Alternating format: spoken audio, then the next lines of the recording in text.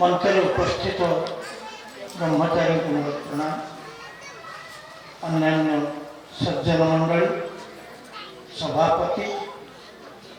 भाई मान को जय प्रति संभाषण माँ मान को प्रणाम एवं पिला मान को शुभेच्छा। दीटी कथा कहुई गोटे है उद्बोधनी आ गोटे है स्वागत।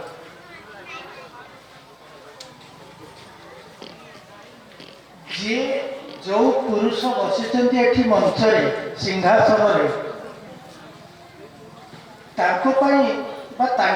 आगे ठिया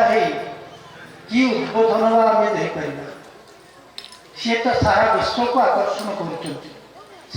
दुनिया कहे भक्त कहे जगज्जन वंद्य रामानंदम ब्रह्मानंदम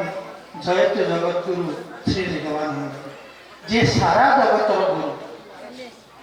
जे परमेष्ठी गुरु आम जो गुरु परंपरा शेष है परमेष्ठी गुरु अर्थात पूर्ण ब्रह्म गुरु ब्रह्म से सही स्थल को जाए पुणी ये पृथ्वी पृष्ठ को फेरी आसचंती से पूर्ण ब्रह्म पुणी पठाई देचंती जे तुम जाओ गुरुगिरी करी जीव उद्धार कर कलिहत मानव को उद्धार कर सी अवतार नुहति आम अवतार बोली कहीपरि कारण अवतार और गुरु भितर पार्थक्य रही अवतार आसती जहाँ गीतार श्रीकृष्ण कहते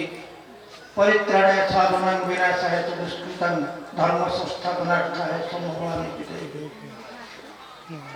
गुरु आसती कलिहत जीव को ठीक बाट देखे से परम पद पाखक ले जावाई आम से प्रार्थना करते तत्पदम दर्शितम जैन तस्मै श्री गुरवे नमः। से जो परम ब्रह्म तांकरी पद दर्शन करवा क्षमता केवल गुरुंकर रही। जो रामप्रसाद कहते ठाकुराणी जो साधक रामप्रसाद जन थे बेंगल देवी भक्त जो ठाकुराणी दर्शन नदेले से रागिकी कहले माँ तू दर्शन नदे कुआड़े जीवु मो पाखे गुरु दत्त दस्तावेज अच्छी